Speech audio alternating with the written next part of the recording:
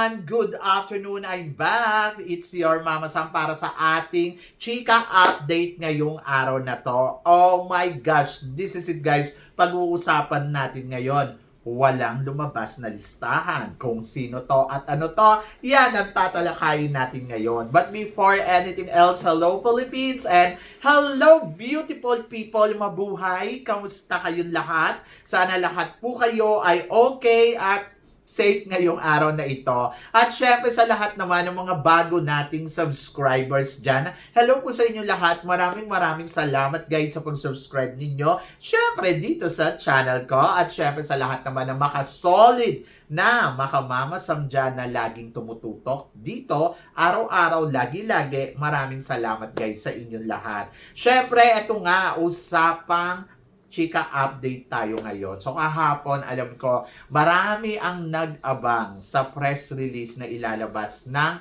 Reyna Pilipinas para sa listahan nila sa coronation nila, yung magiging official candidates nila dito sa Reyna Pilipinas. Pero wala tayong nakita dahil wala naman silang inilabas na listahan. So, may mga na-disappoint kasi kahapon naghihintay nga yung mga kababayan natin na makita kung sino nga ba ang mga magiging official candidate dito sa Reyna Pilipinas ngayong taon na to, sa first edition nila. Siyempre, nag-expect yung mga kababayan natin na, ayan, makikita nila yung mga idolo nila na gusto nilang sumali. Like example, isa sa mga inaabangan kasi nila dyan kung kasali ba dito si Angelica Lopez. Kasi very open naman si Angelica na gusto niyang sumali sa Miss Grand. Pero wala siyang announcement. Wala din siyang sinasabi. Di ba? Kumbaga parang hit-hit lang. Kasi panay sunod-sunod yung pasabog niya sa kanyang social media account. So, nagkakaroon tuloy ng hit yung mga tao na sasali ba to sa Reyna Pilipinas? Kasi di ba nung nakaraan taon, parang ganon, gusto niyang sumali sa Miss Grand. Pero hindi nga siya natuloy. And then, this year, iniisip ng lahat na mukhang matutuloy siya. Pero kahapon, may inilabas sila na si Angelica Lopez ay nasa ibang bansa. So, nandoon daw sa Dubai. So, sabing ganon, baka gawa-gawa lang daw yon para daw hindi daw mahalata na nasa abroad siya, ay na nandirito siya sa Pilipinas at nag-audition nga dito sa Reyna Pilipinas. So, grabe mag-isip yung mga tao, no? So, talagang kahit may inilabas na yung kandidata na nandoon siya sa ibang lugar, yung tao na gusto nilang sumali sa ganun pa rin yung iniisip nila na sasabihin nila gawa-gawa lang. Nakakaloka. Anyway, ako, ang masasabi ko dyan, kung si Angelica Lopez ay gustong sumali, okay lang naman. So, kung hindi din, okay lang din. Di ba? Huwag natin siya i-force kasi, syempre, may gastos din to. So, yon. So, malalaman na lang natin, di ba? Very soon. Tapos, isa din sa mga pinag-uusapan, si Alexi Brooks. Matunog ang pangalan ni Alexi Brooks na matutuloy daw dito sa Reyna Pilipinas para sa MGI All-Stars. Pero, ewan ko kung totoo to. So, abangan na lang din natin kung may makikita tayong pangalan na Alexi Brooks pag nilabas na nila o nirelease na nila. So, I'm so excited for Alexi. Dahil, syempre, bakit hindi? Matalino, maganda, may followers. So, kayang talagang lumaban ni Alexi kung tutuusin dito sa MGI All-Stars. So, abangan na lang natin. And then, bukod dun kay Angelica Lopez, si Aliana Aduana, isa din sa mga sinasabing pwede ding sumali. Oho, si Liana Aduana, Alexi Brooks, di ba? So, ayun yung mga galing sa Miss Universe Philippines eh.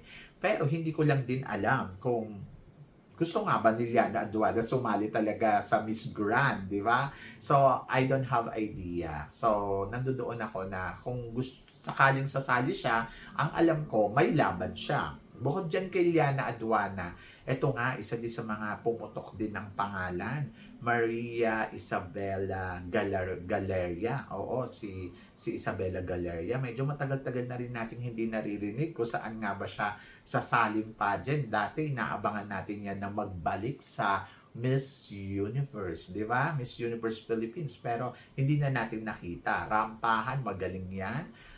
At maganda ang kulay ng balat. Very Pinay beauty talaga. Kaya sabi ko, ay okay. Kung sakaling magbabalik talaga siya, at dito siya sasali, bongga yan. O, di ba? Kaya exciting talaga kung sino nga ba talaga ang nasa likod ng listahan na ipapakilala nila dito sa Reyna Pilipinas. Ang sabing ganon, 22 candidates ang nag-apply. Overall yata to. So, sabing ganon, ang reveal nila for the official candidates ay sa July 8. So, malapit na this coming Wednesday. So, hintayin na lang natin ang Wednesday. So, hindi ko alam kung yung mga nabanggit natin ay totoong ngang sasali. Pero kung totoong sasali sila, aba, interesting. Sabing ganun, konti lang daw at hindi umabot sa 40 or hindi man lang daw nag-30. To be honest, so medyo parang mapapaisip ka talaga na, ay, ang konti lang. Pero nandoon naman ako kung quality naman yung konti na yun. Why not coconut? Eh kung doon nga sa South Africa, 10 lang eh. Basta di kalidad, walang problema. Mahirap yung konti na nga lang tapos latak pa. Sa akin ganun, hindi daw successful.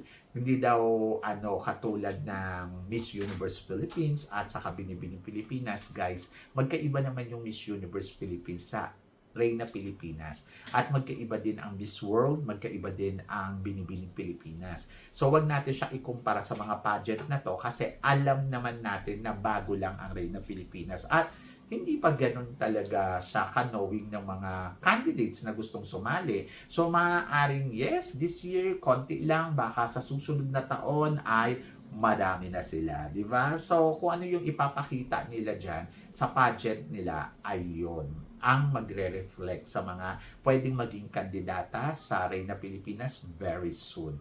So, baka yung interest, okay, mapunta doon. Di ba? So, yun. So, abang-abang lang tayo at magtiwala lang tayo sa mga sasali. Di ba? So, ipakita ng organization na sila ang isa sa mga the best and I think magpupuntahan ang mga tao. So, sana suportahan natin ang Reyna Pilipinas at magtiwala tayo sa organization nito. And bukod doon sa Reyna Pilipinas, abangan na lang natin kung ano ang mga mangyayari, abangan natin kung sino ang mga magiging official candidates at saka natin sila pag-usapan very soon sa July 8, malalaman natin. So mapapanood ninyo sa YouTube channel ang kanilang revelasyon doon sa Jojo TV, Jojo Bragais TV sa YouTube, dito sa YouTube at abang-abang lang, okay? And then, punta naman tayo dito, pumatok din ang balita kahapon na eto nga daw si Avina ay hindi na daw magiging national director ng Ghana. So, marami din nagsasabi, ay kasi baka nadala na si Avina dahil nga kay Ghana nga na hindi man lang ipinanalo sa kompetisyon. Kasi 2 beses na itong inilaban ni Avina. Yung una ay doon sa Miss Grand. Tapos kahit anong galing ni Ghana, hindi talaga siya pumalo hanggang top 5 lang talaga. Tapos ito naman sa MGI All-Stars, sinalang uli siya ni Avina pero hindi pa rin nanalo. At ang nangyari ay first runner-up. Alam niyo, sa totoo lang, ako kay Ghana maganda to eh. Magaling ang laban niya na ipinakita. Kaya lang kasi, ang beauty pageant, at the end of this story, beauty pageant talaga siya. Kahit anong galing ng kandidata, kung hindi ugma sa organization, wala tayong magagawa. So, hindi ko din makumpirma sa inyo kung bakit si Vina ay binitawan na ang pagiging organization niya or bilang national director ng Miss Grand Ghana.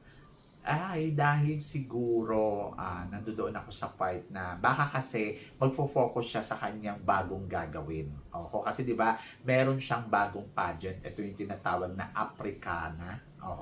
Na bago niyang ilalabas na pageant. Baka gusto niya doon mag-focus. Pero naniniwala naman ako na kasi Avina ay maganda ang relationship dito kay Mr. Nawat.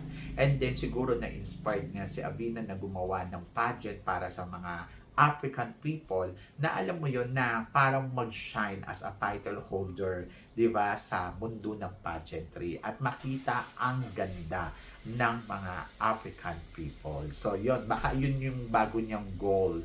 So kaya binitawan niya ang MGI kasi sa totoo lang, etong si Avina ay malaki din naman ang nagagasto sa mga kandidata niya at talagang sinusuportahan niya ng 100%.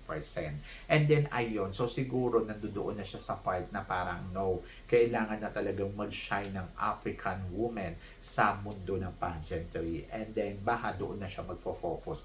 Naniniwala ako na maganda pa rin ang relasyon ni Avina with Mr. Nawat, na wala silang kahit konting alitan dahil alam kong maayos na pakikitungo talaga ni Avina kay Mr. Nawat. At ganun din si Mr. Nawat. Kaya parang feeling ko, hindi yung dahilan na kaya niya binitawan ay dahil hindi na siya naniniwala. Parang feeling ko kaya niya binitawan dahil meron siyang bagong ifo-focus na pageant at doon siya magfo-focus ng bonggang-bongga. Para din sa kaiuunlad ng African women, di ba, sa mundo ng pageantry. Ayun yung nakikita kong vision na para kung bakit niya binitawan. Eh kasi nga naman kung hahawakan niya pa yung gana, tapos biglang may pageant siya, tapos parang papasok dito yung mga, hindi na magiging credible, di ba? So dapat talaga bitawan niya yan at panghawakan niya ng maigi yung magiging Miss Africana, di ba? So yun nga, di ba, yung bagong pageant. Abangan natin kung ano ang mangyayari dito kasi meron din silang national director from the Philippines, di ba? And then hindi ko din alam kung anong related ng Africa sa Philippines. So malalaman natin yan very soon, di ba? And then I'm so excited sa journey ni Avina. So, Avina naman, I always love Avina.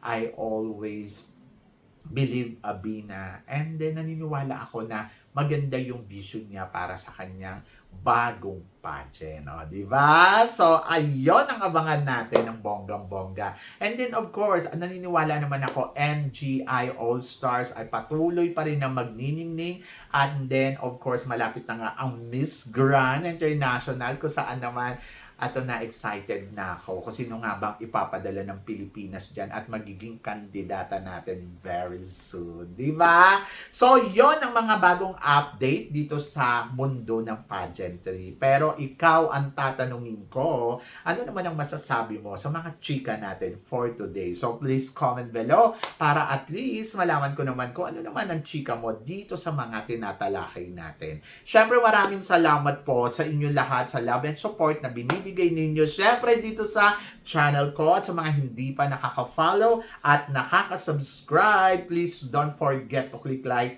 and subscribe my channel at i-click nyo na rin po ang notification bell to more updated syempre sa aking mga chika. Sabi ng ganon, always keep smiling and laban lang. So guys, hanggang dito na lang, hanggang sa muli nating chikahan. See you tomorrow. Thank you guys. Paalam!